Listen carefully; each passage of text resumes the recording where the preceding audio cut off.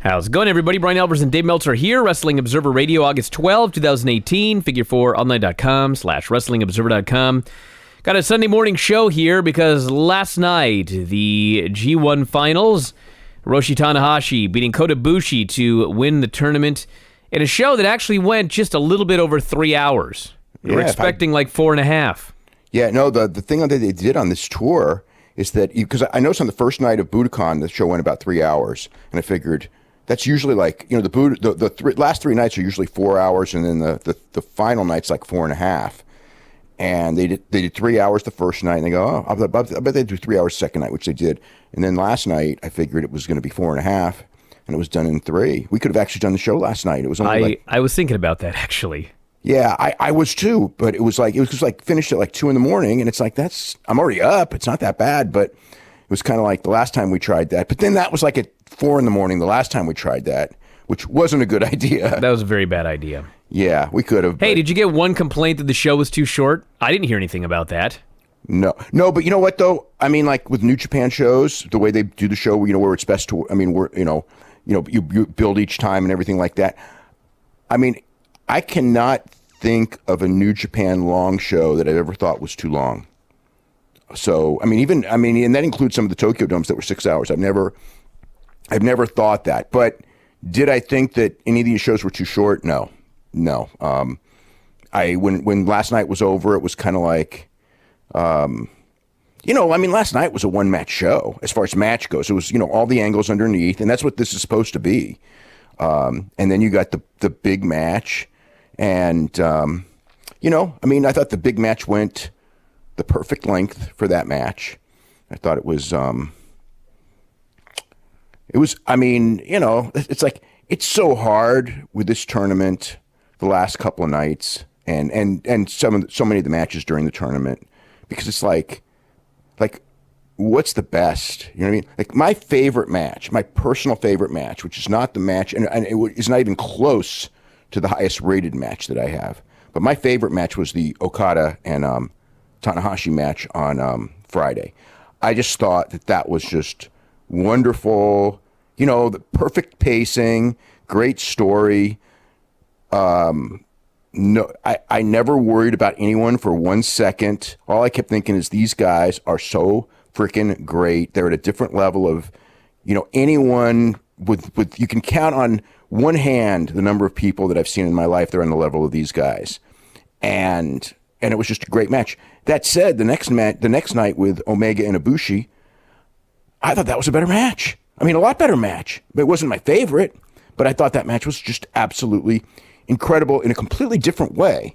Because, what a lot of people will miss with the Omega-Ibushi match is that their goal was very different from any of their matches, especially like the match, today's match, which is another incredible match. But today's match, which was Tanahashi and Ibushi, their goal, their thing was, let's go out there and do everything we can and do the absolute most dramatic any idea we've got, most dramatic, fantastic match that we can possibly do on this day without, in the case of Tanahashi, killing myself, only breaking my neck. And in the case of Ibushi, with no limits whatsoever, because I'm only living for the day anyway. Okay. So, but with Omega and Ibushi, the thing it wasn't so much that Ibushi was saving himself because he had to come back in less than 24 hours, because I'm sure he doesn't think that way. But they had to do a match where they were best friends, okay? But more importantly, the Omega-Ibushi match had to be incredible because the expectations were so high based on the fact we've never seen them since 2012, and the 2012 match is legendary. But at the same time, they could not empty the gas tank, and it's not because they couldn't overshadow anyone, but because they're going to do another match at some point real soon, and they had to, basically do an incredible match with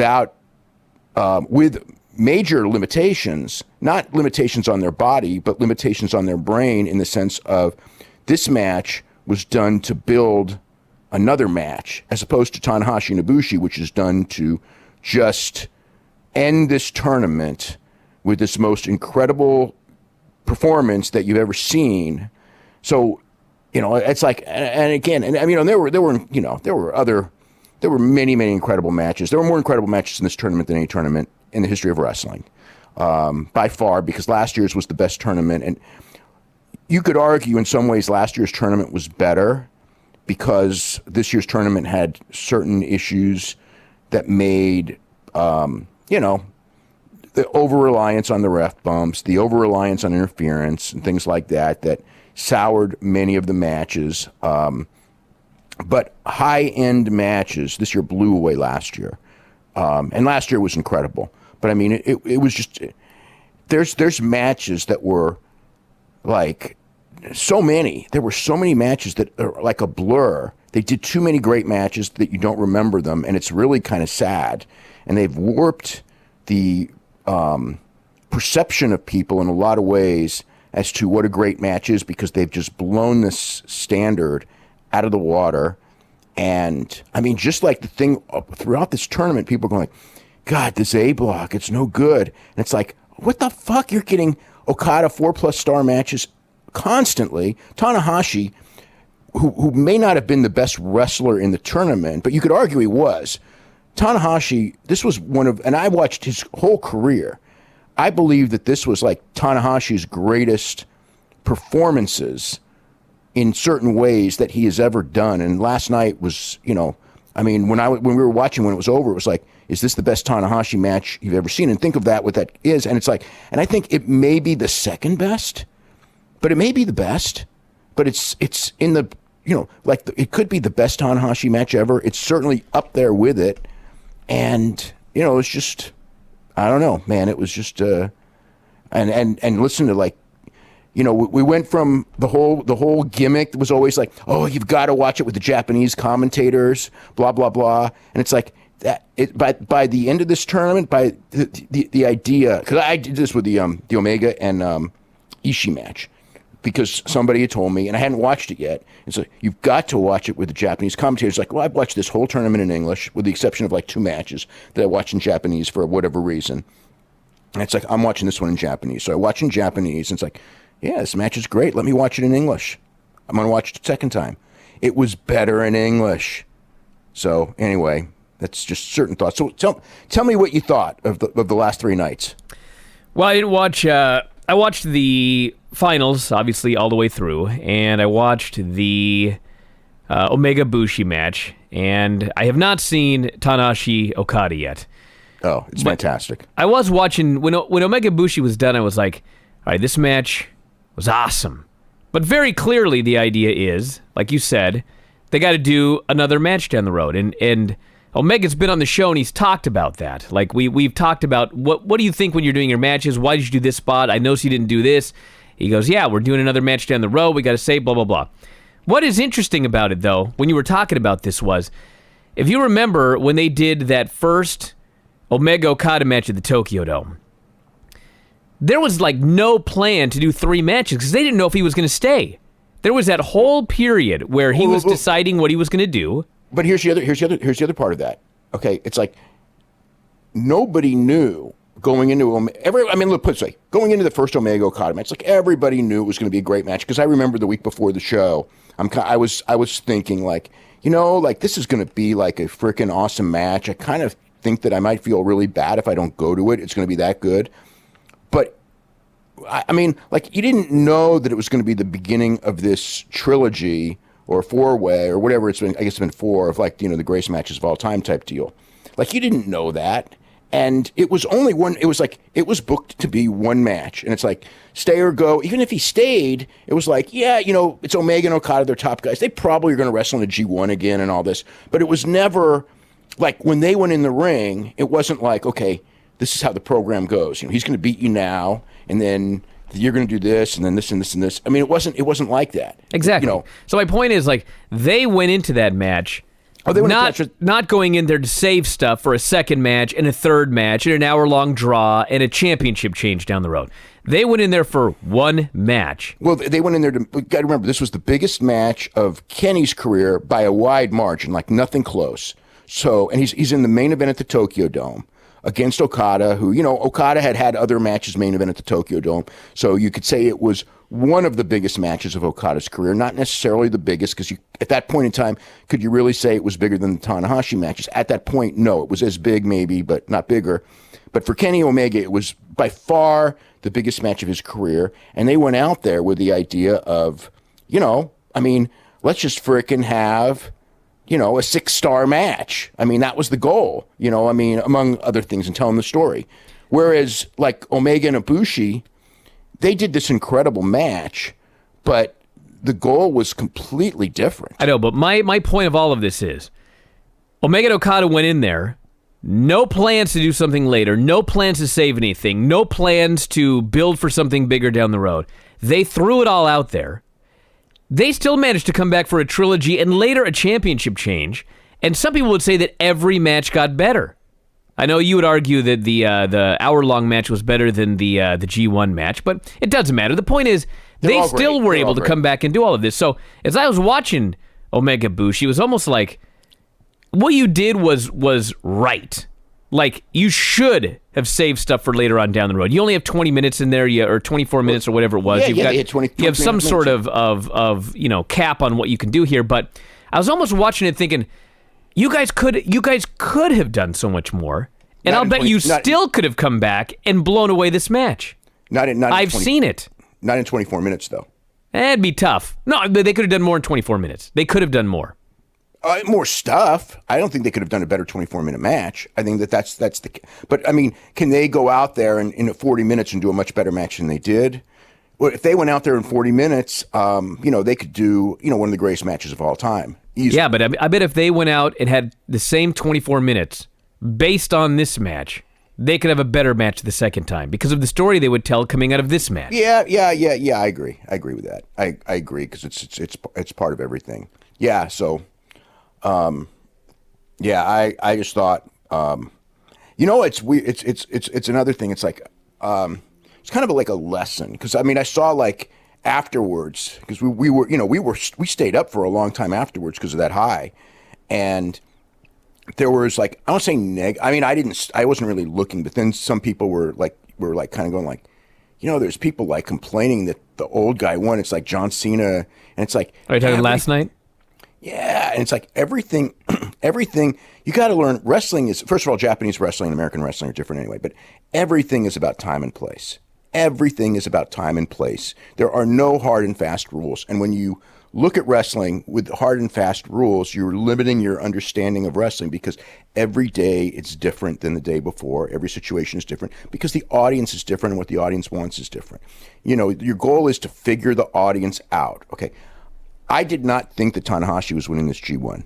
On the first day of the tournament, in the match with, was it Jay on the first night? No, it was, who did he wrestle on the first night? Minoru Suzuki, right?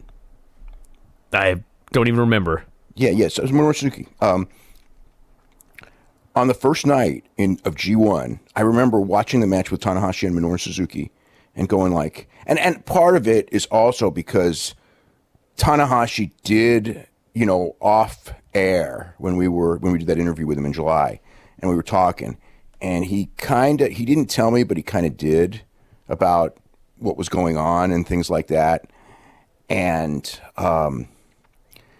it just like I could just tell from the crowd, and it's funny because one of the guys who's a booker is a friend of mine, like, and he fucking called it from day one. Tanahashi beats Ibushi in the finals, okay. And I didn't see that like coming or anything like that. But because I'm going like, I don't think Tanahashi's going to win it. I think it's probably going to be, Okada, Naito, maybe Ibushi. But you couldn't rule out Tanahashi. But when I watched the match on opening night with Tanahashi and Suzuki and just the crowd and just the performance by Tanahashi, it was like, okay, Tanahashi should win this tournament. And it just hits like the night when Misawa beat Jumbo Tsuruta, which went against every single thing that Giant Baba's booking is. But if you were in the building that night, there was no doubt that it was the time to pull the trigger. It felt like it, by normal standards, it was 18 months early. But if you were in the building that night, it was just the night. And he felt it and he changed the finish. And I'm not saying that, but it's like if you watched the whole tournament, there were outstanding guys and all that, and Ishii and everybody, Kota Ibushi. These guys are just, Omega and Naito. These guys are fantastic and all that. But I never watched that, night after night. I kept thinking the right thing to do right now is Tanahashi. And in the end, and I didn't even know until, I think when Ibushi beat Omega and Ibushi came out that that Ibushi was in the finals and it was for sure. I think at that point I pretty much figured that Tanahashi was winning. Not that Omega and Ibushi wouldn't have been like a completely fantastic match at the Tokyo Dome and wouldn't have drawn, because it would have, because they have their own story. But it just felt this is Tanahashi's year for whatever reason. It's that thing, and it's part of the Japanese culture, and it's part of the American culture too. Because the famous one was Jimmy Connors that one year in the I don't even remember the tennis tournament, but it's like the real famous where it was the end of his career and he had this great run, and and Jimmy Connors was a guy who everybody hated for the most part. He was a super big personality in tennis, one of the best in the world, and he was 36, 37 years old. His day was over, but he had this great run, and it was just one of the great sports stories of that year, of that era for that matter. And, Ricky Choshu winning the G-1, whatever it was, a couple of years later, maybe it was the same time, it was taken from that. And I was at that 1996 G1, and it was phenomenal. And, it was the same thing when Ricky Choshu wrestled Hashimoto, who was expected to beat him on opening night, and Hashimoto was expected to be the toughest guy in the tournament, and Ricky Choshu beat him. It was like, Ricky Choshu's winning this tournament. No one told me that, but it was just like, if you were in the building that night, it's like, there's no other decision. Ricky Choshu's winning, and he did. And he was 43 years old, so he was older than Tanahashi is right now.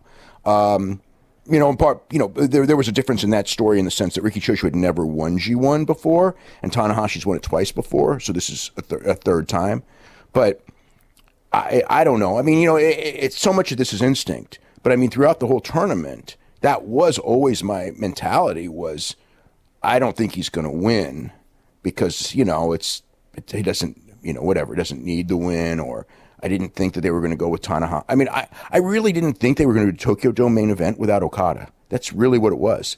I just thought that they built Okada so big, and, they're doing this thing now where he's lost those matches. So it's like he's got to do this comeback story, and the comeback story ends up, with him in that match at Tokyo, win or lose, he's in the main event because he's Okada, and he's, for the last couple of years, been this incredible wrestler. But, so anyway, that's kind of how I was reading through this whole thing. But that match. Well, why don't you let's take us through some of the notes from the last 2 days, and then we'll do the full report for last night's show or today's show. Yeah. Oh, so you want me to talk about Friday night and Saturday night first? Yeah, let's do that. Okay, so there's so many matches. I don't know if we really need to go through the prelims. Or anything. Well, yeah, just go through the But I will say this. As far as prelim guys, okay. Shota Umino is a guy that everybody needs to watch. He's got the look, he's got the physique, and for a guy who has been in the business at the length of time he is absolutely incredibly advanced. He's going to be a major superstar in 4 or 5 years. Like that. I don't want to say Tanahashi level because that's like the kiss of death when you say that. I remember when Austin showed up and he's going to be the next Ric Flair, and it's like, don't say that. I know Austin being a giant star, but you just don't say that. Sho and Yo are freaking fantastic. So Sho is getting ready for like some fitness contest.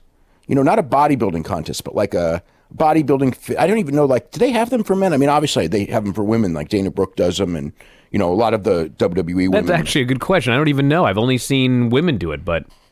Well, they may have them in Japan, but it's probably like a combination of physique and, I don't know if it's obstacle course or whatever, some other athletics, but he's training for that. So this guy is in he's in incredible shape, and he's already like a great worker, but he's another one where you look at him.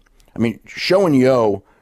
It's too bad that they're not in like the what's the word? That they're not like in the focal point right now of anything. You know, especially because it's G1 and they're junior heavyweights. But their work is really improving, and Sho in particular. I mean, you know, Sho had a great juniors tournament. You know, the Tongans, we can say, you know, everyone knows about the Tongans. There's nothing new to say about them. They had a match. It was the Young Bucks and Kenny Omega against Kota Ibushi, Marty Scurll, and Chase Owens, which you actually have to watch this match. And they, on Being the Elite this week, they actually did an angle to set up this match, which is kind of funny. I mean, it's like you'll either hate or love the angle. It's funny as shit, but if you're like an older wrestler, you're gonna like despise it. I mean, I could just imagine if Cornette sees that, like he's gonna be like just going out of his mind, like he's never gone out of his mind. So this is I should tell you the angle first. So they're in there. They're all six guys are in the dressing room, and they're pretending that they don't know their match, even though this match has actually been advertised for a month. And they're going like, who are we, you know, Young Bucks, you know, who are we wrestling tonight? We don't know who we're wrestling. And Kenny Omega walks in and just goes, I've just got out of a meeting with the booking office, and I got our match. And he goes, we're wrestling the Tongans, right? Like, you know, because that makes sense, right? And he goes, no, it's worse. And it's like, we're doing a 6-man tag against each other. And it's like, oh, us and Marty against, you know, you and Chase and Hangman Page. And because that makes sense. And Kenny goes, no, because the Young Bucks and Marty are the 6-man champs, although they're not anymore. But they were on this night. They lost them earlier today.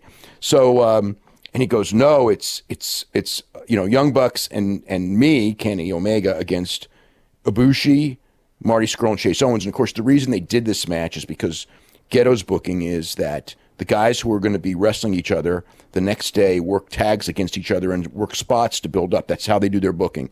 So Kenny and Ibushi had to be on opposite sides, even though they're best friends and partners, which is why this match was necessary. So they're sitting there. I don't want to hurt you. I don't want to hurt you. And then Matt goes in there and just goes, I have an idea. Let's like choreograph this entire match. And Kenny's going like, what does that mean? And he goes, you know, like we're going to like just lay everything out and we're never going to hit each other. He goes, but how do we do it? What if I forget something? And then Matt goes, I'll whisper it in your ear in the middle of the match. So anyway, and they're acting like they've just invented working. Please tell me that's how they do this match. They never touched the entire match. They did 5 minutes of high spots, which were like at the beginning, it's just like, you know how you start and you do high spots and you kind of like reverse and like, because you know each other's moves, you know, that. Yes. So the first minute or two, it's like, it's the first minute or two of this match. It's like, I'm watching it going like, this is how you do it. About 3 minutes in, I'm going like, I think they're not going to touch for like 5 minutes. Okay. I figured they're like playing this game. They're not going to touch for like 5 minutes. Okay. And so they keep going and 5 minutes hits and they've done nothing but high spots where they haven't touched each other, which at about the 5 minute mark, I'm going like, I don't really know if I like this match, but I do think it's freaking brilliant the way that they've done this without touching. I mean, I really thought like there are matches you've seen where guys don't touch because they stall. This was nonstop action where nobody touched, and they didn't lose the crowd for 1 second. You know, if they'd lost the crowd, I would go like, you lost the crowd, you couldn't pull it off. But I can't say that. So then, like at the 6 minute mark, the Tongans interfere and attack everyone, and the match is thrown out, which is kind of like, oh God, you know, it was like they were kind of building something cool, and then the Tongans interfere. But I get that because obviously they're going to be wrestling the Tongans in Long Beach, and you know that's the angle. That's where it goes. You know, that's pro wrestling. I mean, it is what it is. So I mean, as far as the match goes, I guess because of all that interference and everything like that. I mean, while I do believe the match was brilliant, it's like, you know, 5.5 minute match with a double DQ finish due to outside interference. That's what it was. But the backstory where they explained how they choreographed the entire match ahead of time. Yeah, I don't know. It's amusing, or you could hate it, one or the other. So now we're at the real stuff. So Okay, so it's Makabe and Michael Elgin, which was really, really good, but short because they wanted to keep the show under 3 hours. So these guys got 9 minutes, and they did as good a job. Michael Elgin is another one where he just hits so hard. Like everything he does matters. Makabe is, so here's another thing. So Michael Elgin, and you may not know this, okay, because everyone's, Michael Elgin grew up like as a teenager watching All Japan Wrestling. That was like his favorite. Like a lot of people grow up, they want to wrestle in Madison Square Garden. Michael Elgin wanted to work Budokan Hall. So he's never worked Budokan Hall. So this was like huge for him. So he was going to have like a great match. And then he's out there 9 minutes with Makabe. And it was a really good 9-minute match, but yeah, that's what it was. And Makabe won with the Death Valley Bomb and King Kong knee drop because it was his turn to win because they both had to finish with 6 points. And so both finished with 6 points. Makabe had to win.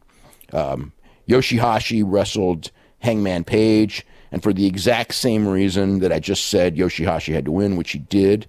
And this was actually even better. It was, it was just really good, really, really good. Minoru Suzuki, Bad Luck Fale. So you had all the bullshit at the end with the Tongans interference for the DQ. So you had that. And the match wasn't long, but the dynamic of Suzuki and Bad Luck Fale up until the finish was great. I mean, it's just like, it's Minoru Suzuki and everything is mattering. And, Fale is which went unnoticed because every single match was a DQ and bad finish and blah, blah, blah, is, Fale actually was so much, moving so much better in this tournament than he's ever done before because of all that weight loss and everything like that. But this was just a brawl, chair shots. I mean, it was what a Suzuki Fale match should be, and it was good, until then. So then we had Jay White and Evil. So Jay White needed to win to stay alive, and they did a ref bump. They did the ref bump thing, and Jay White went for a chair shot. He missed. Evil did Everything Is Evil on him and then threw the chair out of the ring. The ref came to and counted the pin. The match was, hard hitting, good match. Not, nothing to write home about. I think that these two guys could have a much better match under other circumstances. Plus it gets tiring with all the ref bumps, especially coming after the previous match. So it was all right. And then we had Okada Tanahashi, which was a 30-minute draw, and it was similar to their match that they had in Fukuoka in May, but the Fukuoka match was better because they, had a finish and everything. Not that this 30-minute. I mean, the thing with the 30-minute draw here was that I think going in, because they've wrestled twice in a row in G1 and done 30-minute draws, that going in, I think everybody was with the idea that Omega and Ibushi are going to may do a 30-minute draw because that way nobody loses that match and it's open for a return. But Tanahashi and Okada have done 2 straight 30-minute draws in G1. They always do. So they're obviously not going to do a 30-minute draw, which they did. But the way the thing was is that with a 30-minute draw, Tanahashi advanced. So the story of the match, they're going out there, and the story of the match is at when you get to about the 24-minute mark, is that Tanahashi can just stall now. And if he survives to the 30-minute mark, he's in the finals. And so he did everything but stall. He took whatever. He was doing everything going to win because he wanted to win badly. High fly flow, all the top rope moves, everything. He was going for near fall after near fall, leaving himself open for counters because he wanted to win when a draw would have been good enough. And Okada's getting his near falls. The near falls were just great. And at the end, Tanahashi hits a high fly flow. Okada kicks out. Tanahashi goes to the top. The bell rings. Kind of a weird moment in the sense of when the bell rang. But, in the end, it's like Tanahashi did advance. part of the story is that Tanahashi has not beaten Okada in years. And that's part of the story that they were telling when it was over, is that Tanahashi may win the G1, he may do this, but he hasn't beaten Okada in several years now, and he still didn't. And, So clearly at some point they've got to do a match for the briefcase. Not Tanahashi and Okada. I don't think so. Why not? No, it's possible. It's possible. There was talk of Tanahashi and Jay White for the briefcase as well. They could do so. If you're looking at like the big shows, it's Omega and Ishii, Goto and Zack Sabre, Juice Robinson's going to be with Cody, which I think that's probably going to be Long Beach. What are their champions? They didn't really do anything with the Young Bucks. The Young Bucks, I'm sure, are going to wrestle Tama Tonga and Tangaloa for those belts. They didn't go directly to that, but I think that's probably happening. But yeah, Tanahashi will probably defend the briefcase against either Jay White or Okada, or it could be somebody else. It could be Jericho, and do that Intercontinental versus briefcase. I don't know what Jericho's schedule is like, but that's definitely open. Although I know that like Jericho Naito seems like the direction that they're probably going. But yes, they could do that. They could do that because Tanahashi didn't beat him. But so anyway, that was night one. So night two, we had Umino and Hinare against Elgin and Finlay for the C Cup Championship. And the winner of the fall, unless it was Elgin, was the C Cup champion. So they had like this short match. It was, the C Cup is made up. It's like this tongue-in-cheek thing because Finlay, the whole tour, and Hinare were mad about not being in G1. And so they created the C Cup, not C Cup, but the C block, C Cup. I see. My brain's like somewhere else, isn't it? It sure sounds like it. Yeah, I know. Okay, so the C Block Championship. Umino, I guess wanted to get in, and then they just booked this tag match, and Elgin's in the match. So the story was that if Elgin got the pin, then Finlay was the champion, but Finlay pinned Umino with a stunner, and then he was holding up this tiny little trophy, and then he was going to celebrate at the Smokehouse. I don't know what the Smokehouse is in Tokyo, but someone's going to now tell me for sure. Then we had Owens and Page against Tama Tonga and Tangaloa, where Tangaloa pinned Owens 356. It was actually, for the 356, it was all right. A lot of the matches weren't, it was all right for what it was. And they beat down Owens after the match. Page ran in with a chair.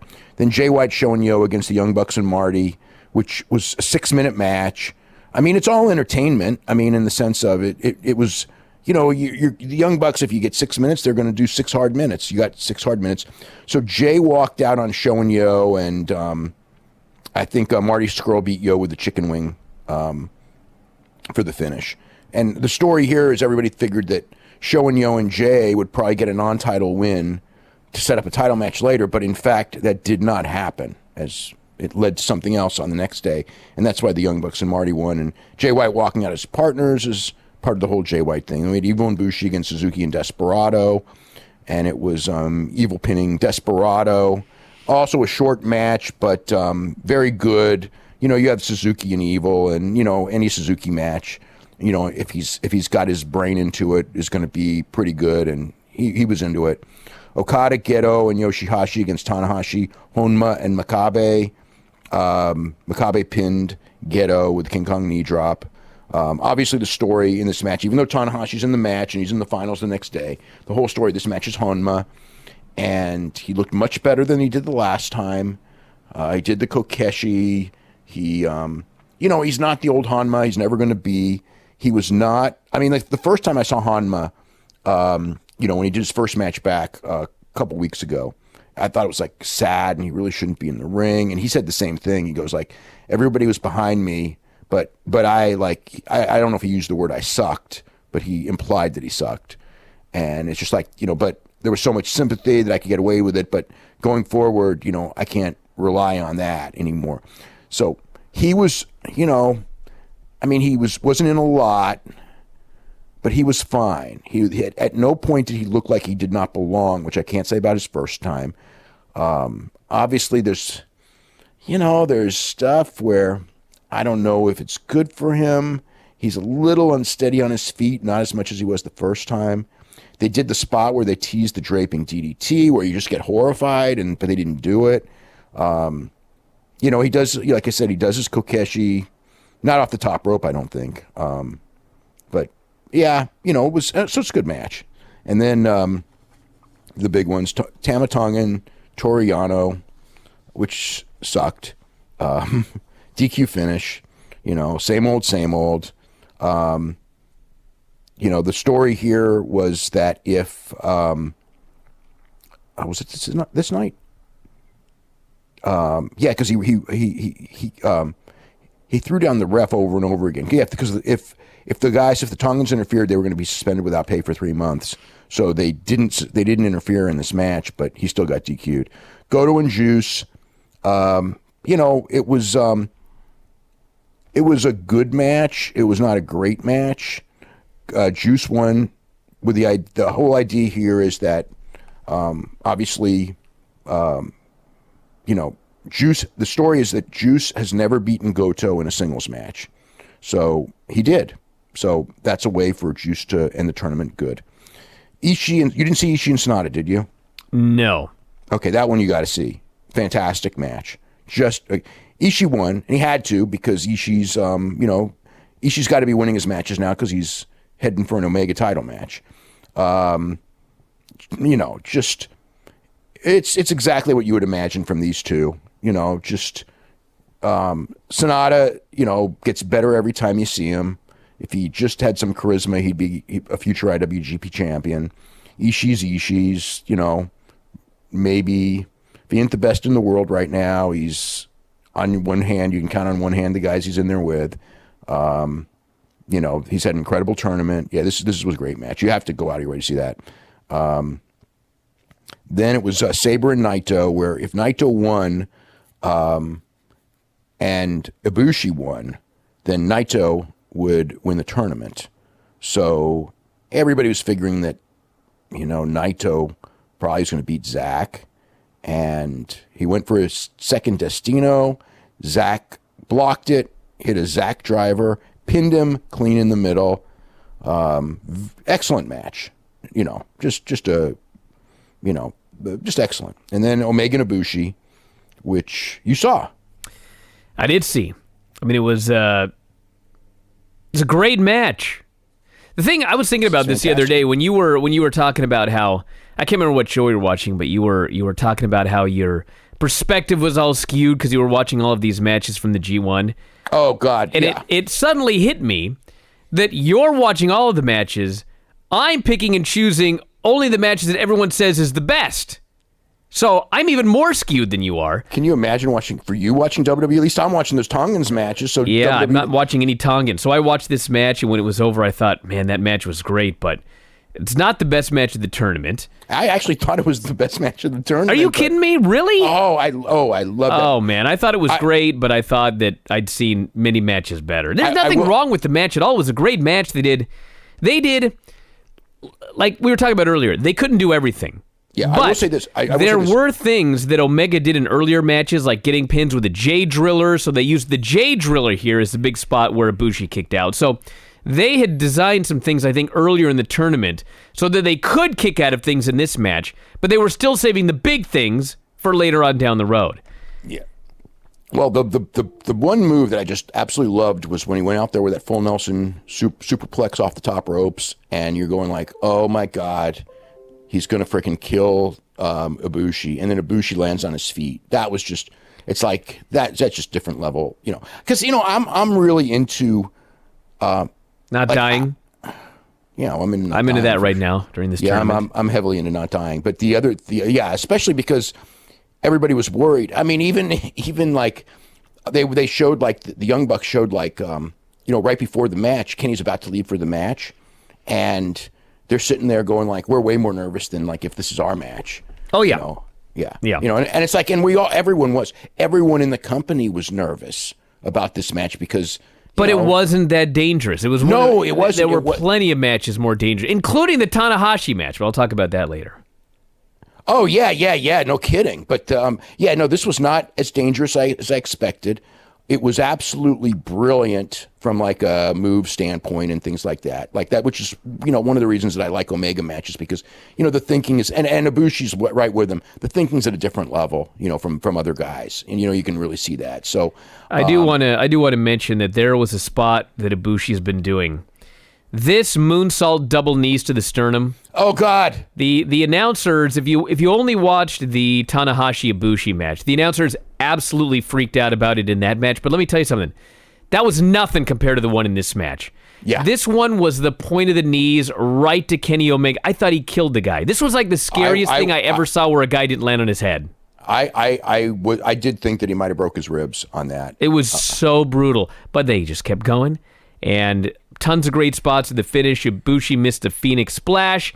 Kenny with a V trigger. He hit the J Driller, which he's used to finish, but Ibushi kicked out. Tries the One-Winged Angel, and they do a bunch of reversals, and Omega ends up sitting down and dropping him on his head. And finally, he goes for the One-Winged Angel off the top. Ibushi with the double foot stomp to the back of the head, and they did a middle rope Tiger Driver, and then finally Ibushi pulls down the knee pad. Bare knee Kamigoye right to Omega's face. It looked like he broke his face into like 1,000 pieces. Omega sold it like he was KO'd. He didn't even bruise him. I know, it was crazy. When I saw Omega come out the next night and he was just like totally fine. He did not even have a mark on him. It was incredible. Yeah. The some of the V triggers and stuff was another one. It's like those V triggers sounded like freaking shotguns exploded, and Ibushi didn't have a mark on his face. No, they're very good at their job for the most part. I mean, it's not like that. Like in the Ibushi match with Ishii, those guys like beat the fuck out of each other. Oh yeah, they're bleeding from the mouth. They're that Omega Ibushi. That was the other one. Yeah. He was bleeding from the mouth. Like this one, they were all like Ishii had two black eyes, and you know what I mean. It's like. That's where it's like, okay, that's, but if you go in there and you do these moves that sound like a shotgun went off, and then I see you and you don't have a mark on you, to me, that's like a great worker. Well, yeah, this was awesome. I did watch part of the Being the Elite, and Kenny's in there for that opening segment, and his lip is just a disaster. That's from he had stitches in his lip from the it was Ishii. Yeah, Ishii clotheslined his face off. Yeah.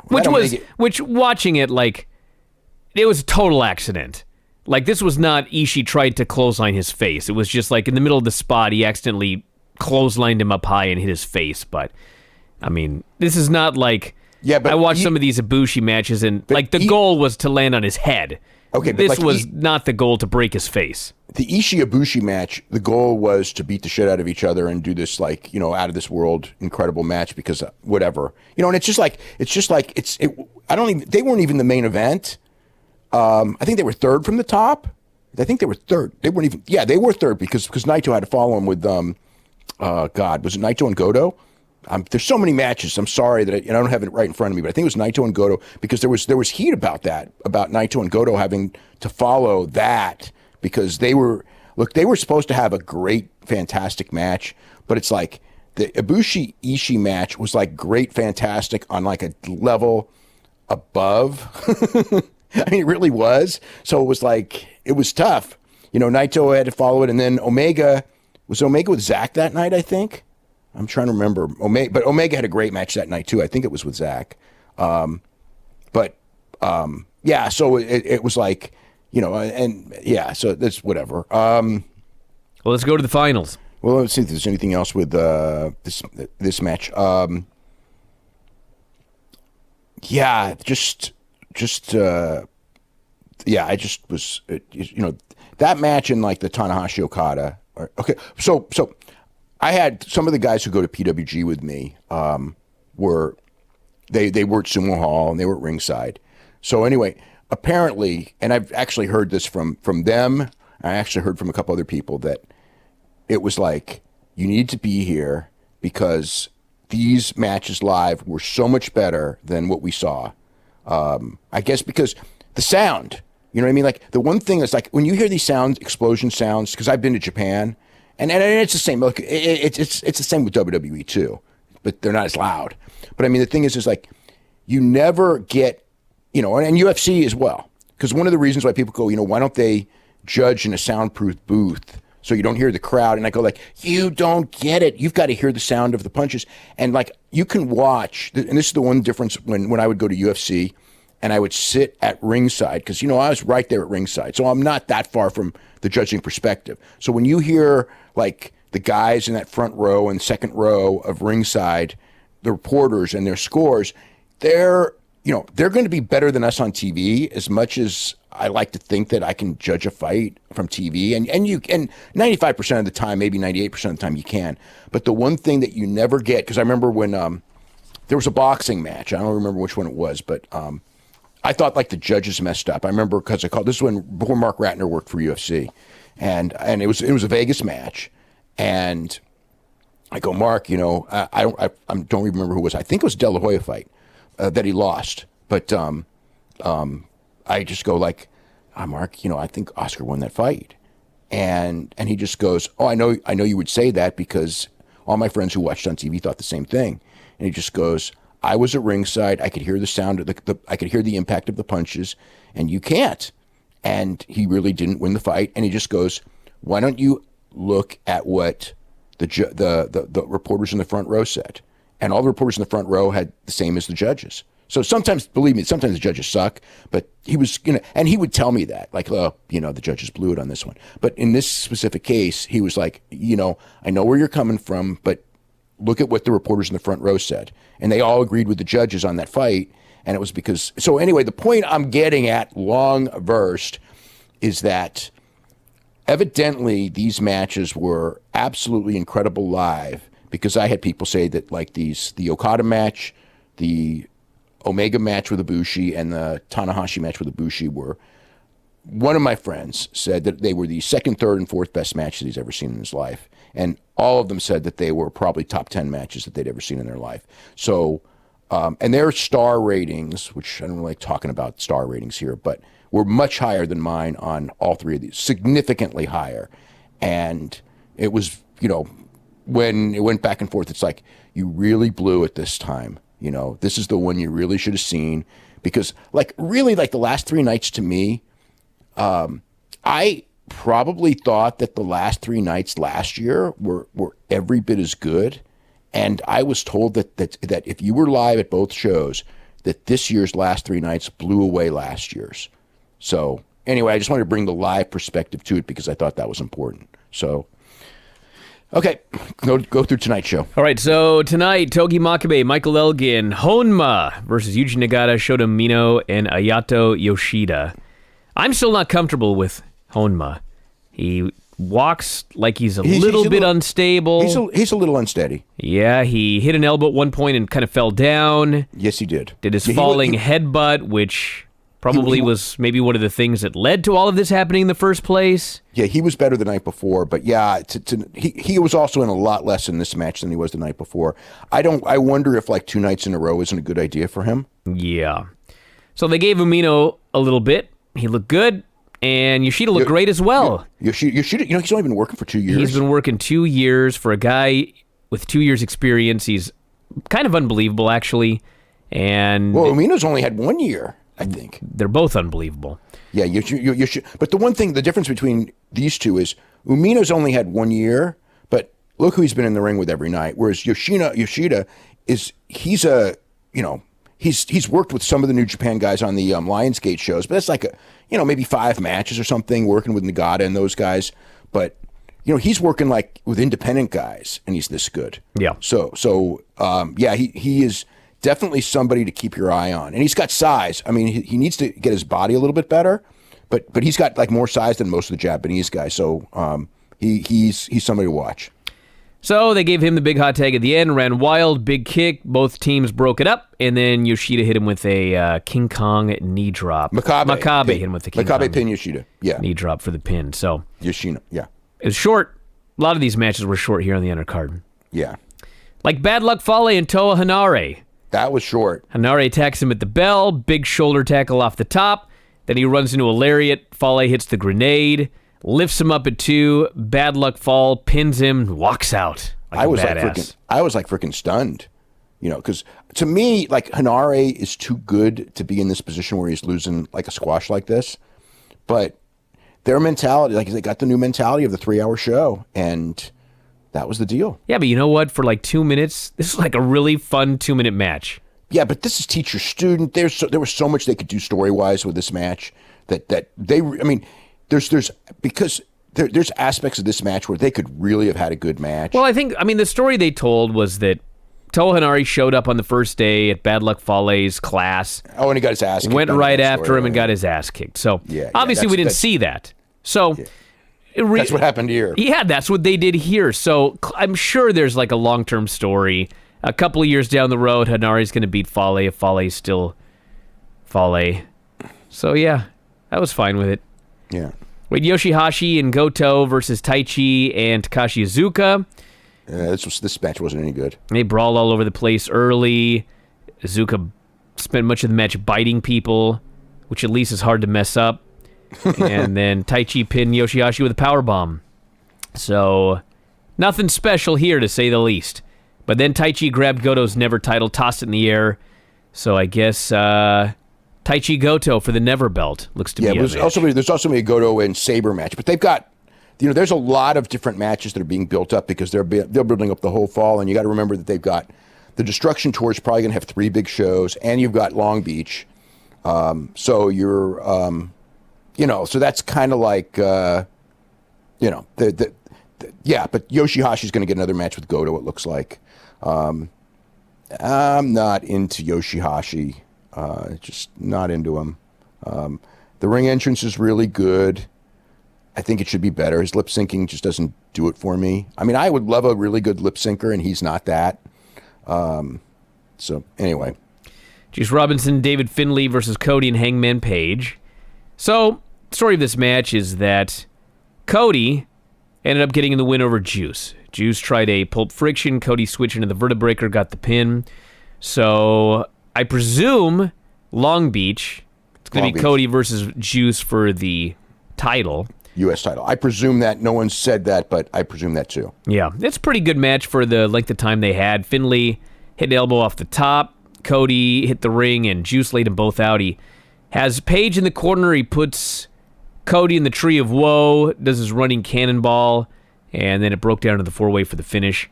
And Cody grabbed the mic afterwards, cut a promo on Dave, sick of the wrestling media talking about how awesome Juice is, how much he's improved. He's nothing but a cheap Kairi Sane ripoff.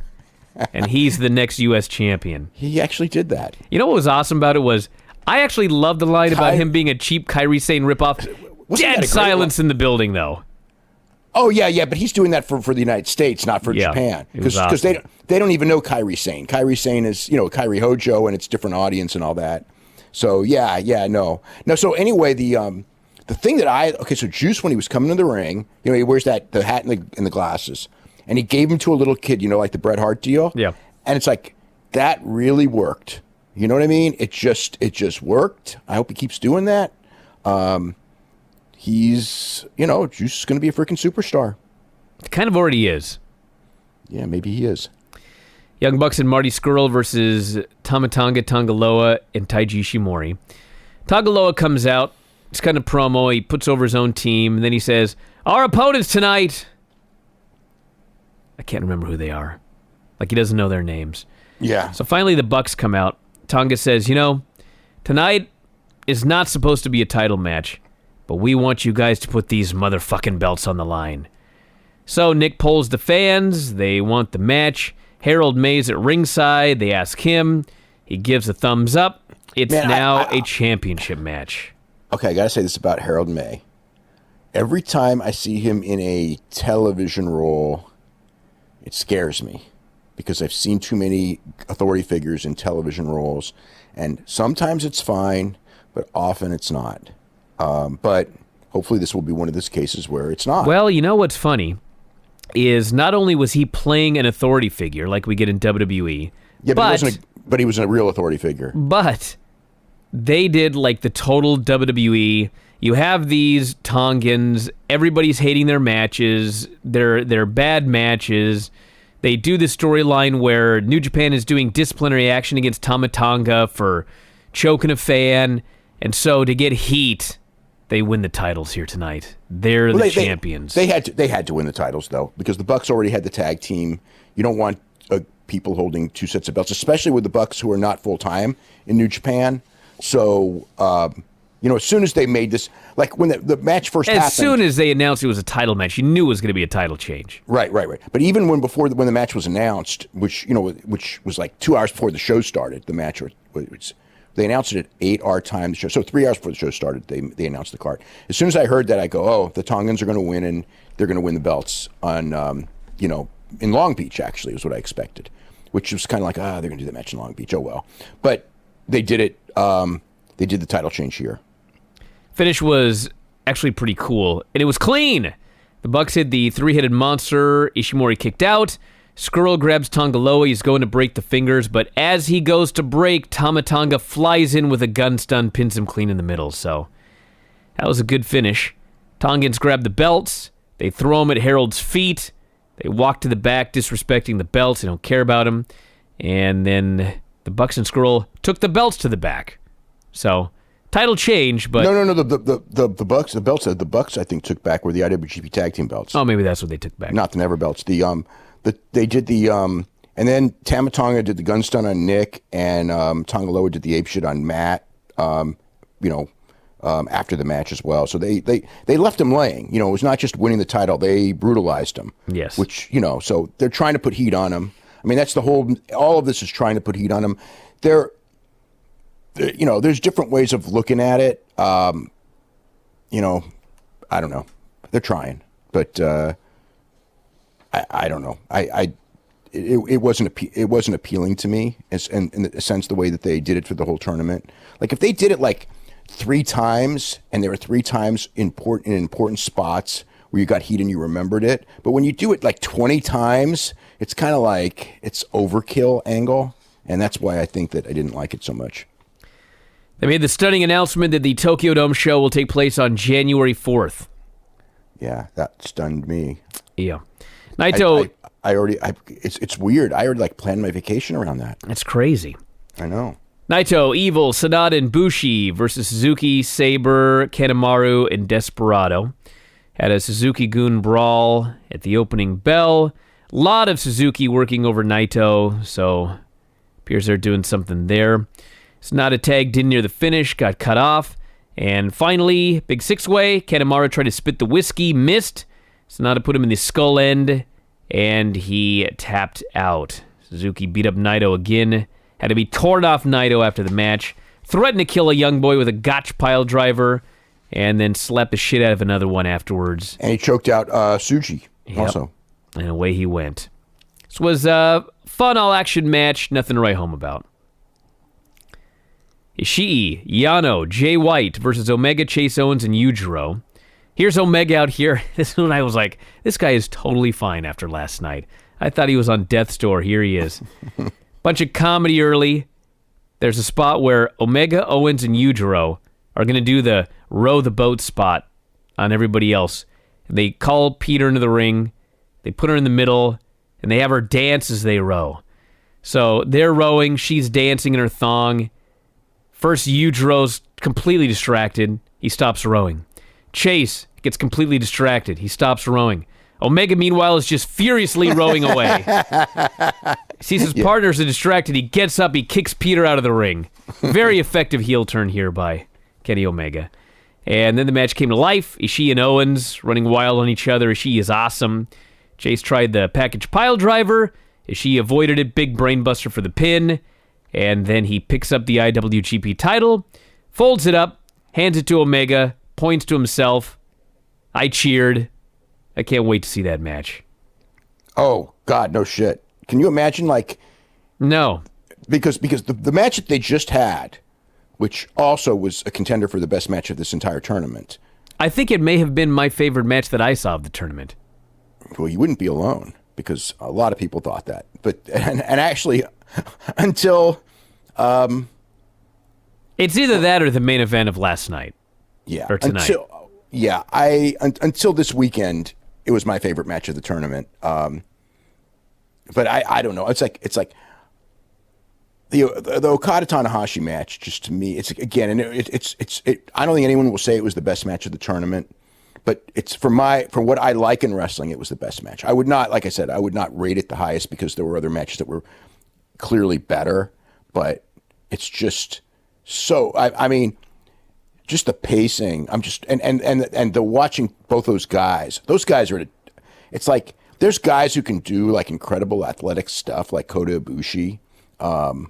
They're just, and Omega, I mean, and they're phenomenal workers. They're the best in the world, but there's nobody better in this business than Tanahashi at certain things, which is what I like. It's like he is. I never thought of it this way because, I mean, we always compare to Bret Hart, who was also one of the best wrestlers that I ever saw of his era. It's a different era, but Tanahashi is actually the combination of Ric Flair and Bret Hart, who are like the best wrestlers of two different eras, and Shawn Michaels in a lot of ways, if you reel it in some ways, but more the other two in the sense that he has the Ric Flair, like Bret Hart was a great technical wrestler, and had a mind for putting together matches.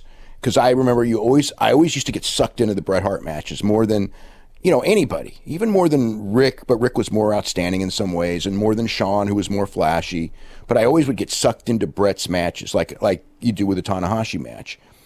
But Tanahashi has the Ric Flair charisma that Bret never had, and really some of the Shawn Michaels pretty boy stuff that neither of them had. I mean, they were all good looking guys and all, but it's a different thing. I mean, he's really the combination of. Especially the Shawn after, when he was older and he didn't do as much flashy stuff because he was all beat up. He's really like the combination of the best of all three of those guys. And somebody on after the Okada match was just like asked me and just goes, "Do you think he's one of the five? Do you think he's one of the five greatest wrestlers of all time in the ring?" And I said, like, arguable, but I go like, he's for sure top 20, which of course he is. But I go arguable. And then like after tonight's match, because people brought that up to me last night, but or tonight I should say, but today's match, whatever. After today's match, I was like, God, what a fucking moron I am, because it's like he's one of the three greatest wrestlers of all time in the ring. I mean, I'm not saying the three greatest today, but you look at, like, he really is. He's every bit as good. If you go like with Kobashi, or like he lasted longer than Kobashi. I mean, he's beat up, but Kobashi couldn't go at this level when he was 41. I mean, granted, Kobashi was much better younger than Tanahashi was younger, no doubt. And Kobashi had a level of charisma that Tanahashi doesn't have. He was a step above him in charisma, but he's right there with him. And like Ric Flair, yes, Ric Flair night after night after night, much better than Tanahashi night after night after night. But Ric Flair never had a match like Tanahashi had today. Never. I saw every great Ric Flair match. Never. And again, Bret is great technical and all that, but Tanahashi's every bit his equal at what Bret's good at. The guy's fucking the greatest. So anyway, what else is? We'll move on. We'll get to Tanahashi in a second. Rey Mysterio, Kushida, and pro wrestler Sengoku. Oh, wait. So this is the reason I was. So anyway, Omega and Ibushi. You got to remember that the match that we saw that Omega and Ibushi had. We're talking Ishii. Omega and Ishii. Yeah, God. I'm still like 3 a.m. Okay, so Omega and Ishii. You got to remember that match was in the middle of a tournament. They'd had a whole bunch of hard singles matches before, and they were going to have both guys were going to have a whole bunch of hard singles matches after. Now, they did that in the middle of the tournament. So the point is when you're talking about like Omega and Ishii, when they have their championship match in October, whenever it's going to be, it's like that's going to be with them, peaking for one match, not peaking for, having to, you know what I'm saying? Having to pace and having to and beat up. They're both going to be feeling better than they felt on that night going in. They may not be in the cardio shape that they were, which is the one thing that G-1 does, is it gives you cardio shape that, because you're doing these long in-ring matches, so it gives you cardio shape that the tour doesn't do. So that's the one thing. But physically, they'll do it. And also, they don't have to hold back with the idea that, I still got to do 7 more dates and 3 more hard singles matches in the next 5 days or 8 days or whatever it is. So that's why Omega and Ishii, when they do their match, I think that their next match will be better than this last one, as great as this last one was. So Mysterio Kushida, pro wrestler Sengoku Enbu, who was Taguchi, versus Okada, Yo, and Sho. And a couple of things about this match. Crowd was into Enbu. They chanted his name, but he's way better as Taguchi. There was just something weird about him not being Taguchi. He wasn't quite as good. But, in this match, it wasn't designed for him to be good. Thing about Ray looked way bigger on this show than he's been the last couple times I've seen him. And So maybe obviously the answer is he's probably going to WWE, but... Well, he is going. Most likely. Dude, he was so athletic in the Royal Rumble. He was so athletic every time I've seen him, and now he's packed on 20 pounds, which is not going to be good for him. Yeah, it's just not. And I don't know why, because he's never going to be big. Yeah, that was the whole point. It's like you get that mentality that WWE, you have to be as big as possible because that's what Vince likes.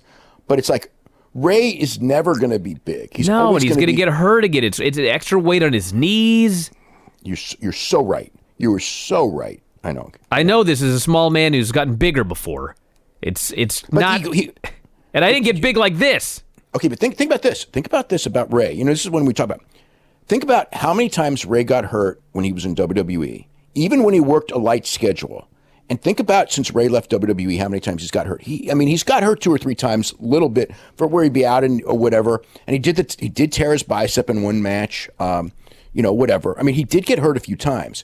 But when he was in WWE, he was hurt all the time, constantly. When he was working indies, going all over, where he didn't worry about being so big, he was older, and he was still hurt a lot less. And it's not like Ray wasn't having good matches.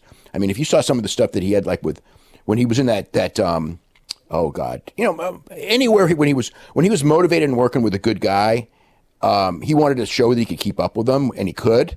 When he worked with the best Ray stuff, if you guys want to look for it, is when he was in that what culture tournament in the final couple days. If you watch that, that's the best Ray probably of the last 10 years. And granted, he's working with Ricochet and Will, who are just unbelievable wrestlers. But I remember.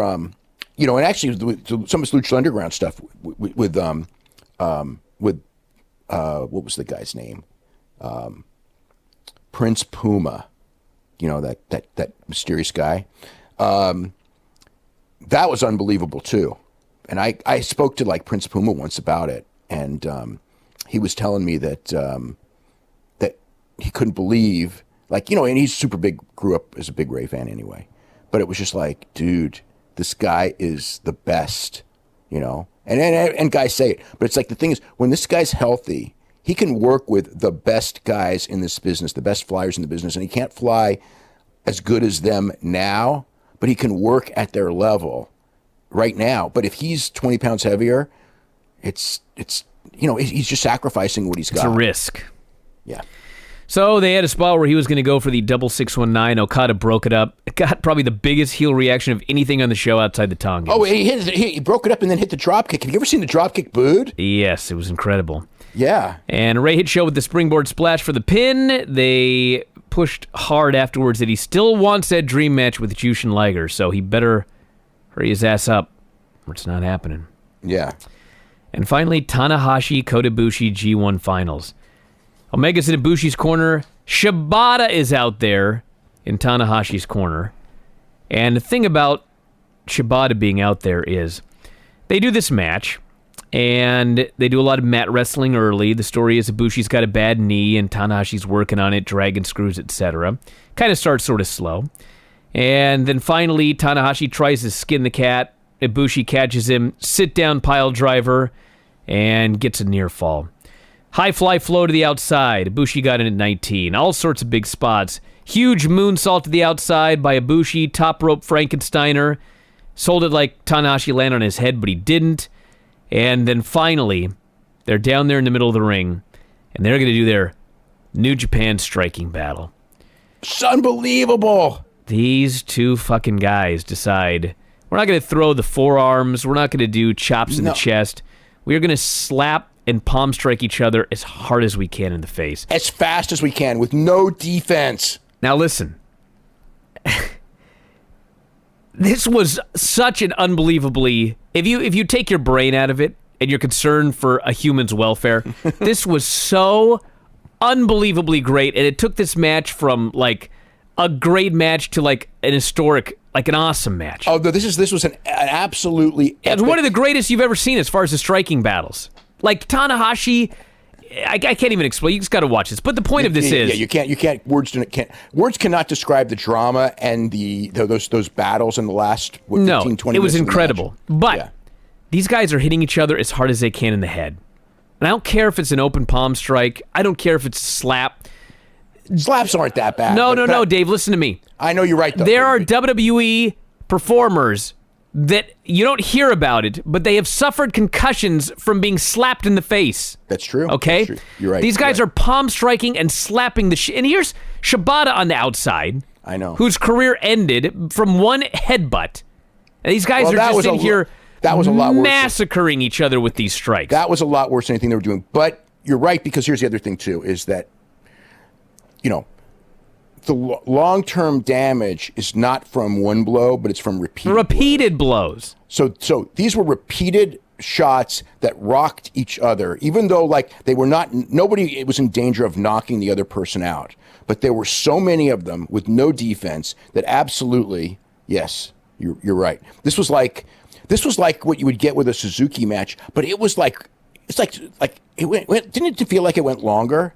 Like it felt like these, when they were going back and forth, it was like, this is going so long. Yeah, it felt like it went on for like 10 days. I was just like, could you guys quit hitting each other? Oh my God. I wouldn't say 10 days, but yeah, I mean, I was thinking the same thing. It's like, like it's at the beginning, you're going like, okay, epic match. This is what they do in the epic match. I don't particularly like it, but that's fine because it's going to get over and all that. And they're not going to kill each other tonight, but yeah, long-term damage, blah, blah, blah. But then they kept doing it, and it's like, will you please stop? Oh. So they absolutely kill each other. I will say one thing positive about this match, though. Tanahashi's fantastic in this match. Well, he is, but like he took a lot of somewhat dangerous bumps. Like he took the middle rope German suplex, but at least he's a guy that when he's going to take a middle rope German suplex, you don't want to land on your shoulder because you can separate your shoulder and hurt yourself, and that's what he did. But at least he's not Naito where he's like, I'm going to land on top of my head. Yeah, he landed bad on that one shoulder to protect his neck. But I'll tell you what, though, and I know it's like this epic G1 final, and they have to do everything they can in their minds. I mean, they don't have to, but in their minds, they have to. But my God, when he did that lawn dart spot, because he hurt him with that spot, I think it was 2 years ago. And it was just like, don't do this. I mean, tease it all you want. Don't do it. And and he did it. The thing that I know I mentioned it was safer, but even in the Naito match, Naito tucked his head and like hit his shoulder on the corner pad. Tanahashi just goes straight in on his head, and he's injured himself doing this before, so that was scary. So finally, Ibushi tries the Kamigoye. Tanahashi avoids it. Ibushi hits a straitjacket, tries it again. Tanahashi hits a twist and shout. Another one, a dragon suplex. He goes up top. High fly flow to the back. Goes up again. Ibushi gets to his feet. Tanahashi hits a second one. And then 3 G1 wins. 3 big high fly flows. Third one for the pin. Absolutely classic tournament final. Absolutely awesome match. Too dangerous. But that's covering all the bases. This was great. Yep. It was, and it builds for a lot of things. Yeah, Kenny Omega, Hiroshi Tanahashi at the Tokyo Dome. That's right. You can do that. You can do briefcase matches. You can play off wins and losses in this tournament. So this is my booking idea, okay? Is you complete the story. Tanahashi wins at the Tokyo Dome. This is, of course, provided that Omega stays, which, who the hell knows, okay? But Tanahashi wins at the Tokyo Dome.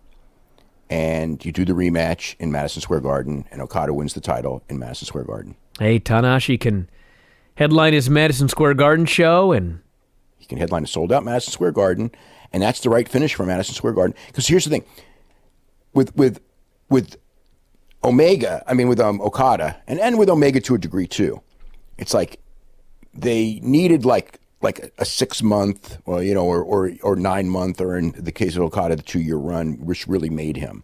But with Tanahashi, this story, the story of the Tanahashi going for the title one last time and winning it, which is a great story at 41 years old, he only has to win it.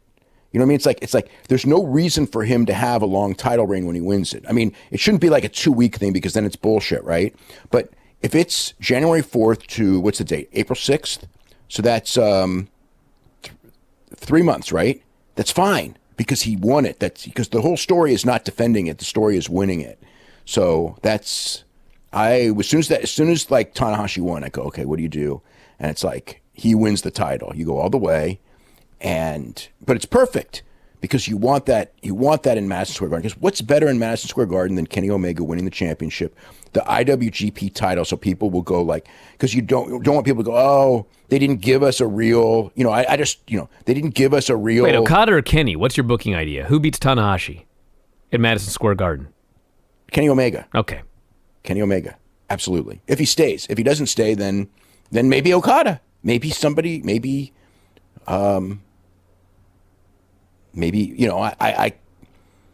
Ishii sounds great, but that's not really, I don't know if that's really viable. It'd be a fantastic match. Ibushi would be an even better match. I could live, I'll tell you what, I could, if Omega leaves, I could definitely live with Ibushi winning the title for the first time. But I don't think they'll do that. I mean, that's, number one, he's not signed to them, and he's probably not going to sign with them. So I don't know about putting the title on a guy who isn't signed. Although you can trust him in the sense of he would lose it and everything like that. But I think that. But you know what? I mean, I was going to say, you know what? Ibushi's done enough. He's been around long enough to where I think everybody would accept him winning the championship. And I don't think the idea of two Japanese guys, Ibushi and Tanahashi, in the main event in Madison Square Garden, I don't think that's a negative one iota. Some people will go in there, oh, you need an American or North American. And I think it'd be great if it was Omega to be there. And he should be, if he's with the company, he should be in the main event on that show. But if he's not, I think Tanahashi Ibushi, with Ibushi winning the title, coming off of this match tonight, I think that works perfectly too. I want to mention a couple of news notes, and then I want to talk about one other awesome match. Kenny Omega Pentagon, All In, it's official. Yes. So, that was all off of the Being the Elite show, which, is, you should, if you like it, like I said, you'll either like it or hate this, that segment where they set up the 6-man tag that we talked about. And the ending of the show, which is when they do it's actually really funny how they do the Kenny Omega match.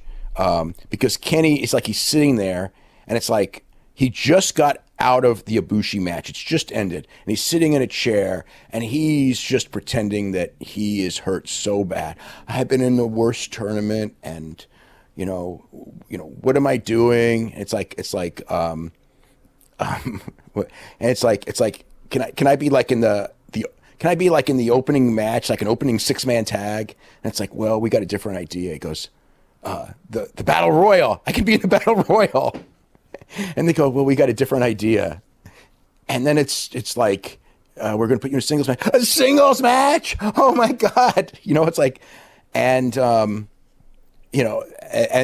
it's like, and you're in the main event. The main event! Oh no! And they go, well, okay, we'll make you a deal. You're in the semi-main event. And then it's just like, who are you wrestling? And then they do the thing, and it's Pentagon. So it's kind of like, so the gimmick is that if you understand Omega, it's like there's the two Kenny Omegas, right? You've got the Kenny Omega that is going to go in there, and he's going to do his comedy, and he's going to, entertain you to a degree, but it's like he's going to do an average match. That's what he's going to do. Or you have the Kenny Omega who has decided that I'm going to do like a big match, and that guy's just going to be, he's going to physically, kill himself. And he's going like, he had 2 injuries. He's got the heel that we know about, and then he has a second injury. It wasn't, by the way, like a sternum or rib injury. So he absolutely lived through that thing fine. But and he wasn't wrapped up either. So he lived through that freaking knee drop thing. But he did hurt. I believe it might have been an ankle. He's got two things wrong with him. So he was kind of like asking for an easy night off, and then they told him he's wrestling Pentagon. So that was like very well done as far as like he wanted to go to Cody and get the match changed. It was pretty funny. So anyway, that's that. I just want to mention before we go, on the Thursday Bryan and Vinny show, I did a full 30-40 minutes, Vinny and I recapping the entire Progress show in Seattle. So how was the 6-man tag? If you want the full report, you can listen to that show, but I got a couple of notes here. First off, this Washington Hall, there was a Progress show Thursday, there was a Defy show on Friday. Absolutely jam-packed. I don't know, 500-600 people. I mean, there are people standing. High sixes. I got the numbers. Okay, whatever the number was. But the point of this is, when I went home on Thursday night, and it was not like this Friday, and I don't know if maybe a lot of the same people came and were tired, but when I went home Thursday night, my ears, like they were ringing. Oh my God! Because this crowd was so completely insane. I don't remember that happening since, like, I've gone to, like, some of these UFC shows. I guess maybe even WrestleMania with the open air, it's not quite so. But it's very rare that I'll come home from a show and my ears are completely ringing.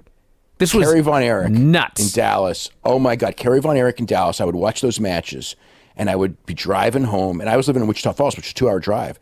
And my ears ring the whole time home. I mean, you just don't believe.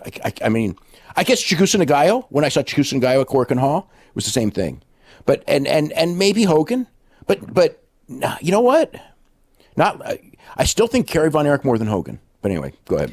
It was just, the crowd was completely insane. There were people there that I guess have gone to PWG, and they said, like, there have been some PWG shows where the crowd has been this loud, but some. So anyway, it's a hell of an environment. Tyler Bate, Trent Seven, Pete Dunne versus Bandito, Flamita, and Ray Horace. Ray Horace is so fucking good. It was such a great match. And even more so than how great the match was, it's like a 2-part match. It was like a 20-minute match or whatever. The first 10 minutes is comedy. And it's like it is the best live comedy. They have Tyler and Pete Dunne. They start doing high spots with, like, I don't remember which two it was, Bandito and Flamita or whoever. So they do, it's total lucha. It's like these guys are luchadors, these WWE NXT guys. They're doing these lucha high spots. It's just absolutely great. So these guys, Tyler Bate, Trent Seven, and Pete Dunne are so, like, those are like modern wrestlers. These modern wrestlers, it's like, they can do anything to me. Yeah, because it's like the old style. It's like I always get amazed when when you watch these guys, you think, okay, they're going to be able to do American style, and they certainly can do that, the cool British stuff, right? But these guys can do everything. So they do. So Tyler does his high spot wrestling. Pete Dunne does his high spot wrestling. Trent Seven then gets in. The storyline is he's too fat. He just can't do any of this stuff. So then they build this spot around how he takes a bump and he's so fat they can't get him up. His partners try to lift him up, he's too fat. All 3 of the luchadors try to lift him up, he's too fat. All 5 of them finally get him to his feet. The crowd's going nuts for all of this, by the way. Like, it sounds ridiculous, but it's an incredible reaction for this comedy. Finally, they get him to his feet and he just falls face first. He's down. Then they start busting out the high spot wrestling. There are all these crazy dives to the outside, dives into the crowd. I was watching this thinking, it's like 10 stars right here as far as like a live match. It's so good. And then finally they Dunne, because he's the UK champion, he wins with his X-Plex and a tombstone. It was a bitter ending, right? No, actually one with a tombstone. But anyway. Tombstone pile driver. Tombstone pile driver. The other thing that I got out of, forget all the wrestling in this match. The other thing that I got out of this, and also the next night, where Pete Dunne and Brody King is the main event, which was awesome in a totally different way. So I'm going to ask you. So the one thing that I've seen with Brody King that I really like is his ability to work with guys smaller than him. Yes. And Pete Dunne's much smaller than he is. Yes. So, yeah. And I believe the finish was Pete Dunne, like, I think he did like a pump handle lift into a tombstone on Brody King. That was like the craziest thing I've ever seen. Anyway, the thing I got out of this was Tyler Bate, Trent Seven, and Pete Dunne. They're all WWE guys. And, you know, they have these blowaway matches on NXT shows, that NXT TV match, the UK stuff. They were here at this show, and they were having the time of their lives, being able to get in there and just have fun pro wrestling matches. Have you ever seen Pete Dunne smile? Dude, he smiled through both of these shows. He's having so much fun on these shows. They're just having the time of their lives. They go and they're selling tons of merch. They're just meeting all the people, having the time of their lives. And I was just watching it thinking, for their sakes, like, I hope someday they're all in the main roster making like six figures and, you know, doing what they can do on the main roster. But there was that part of me that just thought, they'll never have this much fun. Never go there. Just like, don't. Well, but you can't say that. You can't say that. I know. It just, I almost was sad watching it because, you know, they're going to have fun doing stuff with each other on the main roster, but they're never going to have fun like this. Like, this is a time in their lives that they're going to look back on, and they're going to do interviews someday and just go, you know what? This was the most fun I ever had in wrestling. They were having so much fun in there. And it was just like... Have you ever noticed, this is something that's really interesting, okay? If you talk to guys, and this was guys like that did, like that went through the old territory days, and then they went to WWF, or even, you know, and you know, became bigger stars. Like, let's say like a Steamboat, right? Or Ric Flair. And you talk to them, their fondest memories, if you ask them, is the Mid-Atlantic territory. It's not WWE, and it's certainly not WCW. It's the Mid-Atlantic territory. And I notice that with so many guys now, where it's like, you know, like, I'll just bet you that like a Kevin Owens or somebody like that. I mean, maybe I'm wrong with him because I don't know. I've never spoken to him about anything like this. But the Young Bucks or Omega or whatever, like no matter where they go and what they do, I'll bet you that like, you know, Omega will always go back to like, oh man, like DDT or this Okada run, you know, these matches here. No matter what, and you know, again, that may end up being the peak because he may never leave, but who knows? But the Young Bucks will look back at the Reseda shows. They will. That's how it's going to be. They're going to go back and look at those Reseda shows and go, man, that was like, that's where we made it, and boy, was that stuff fun.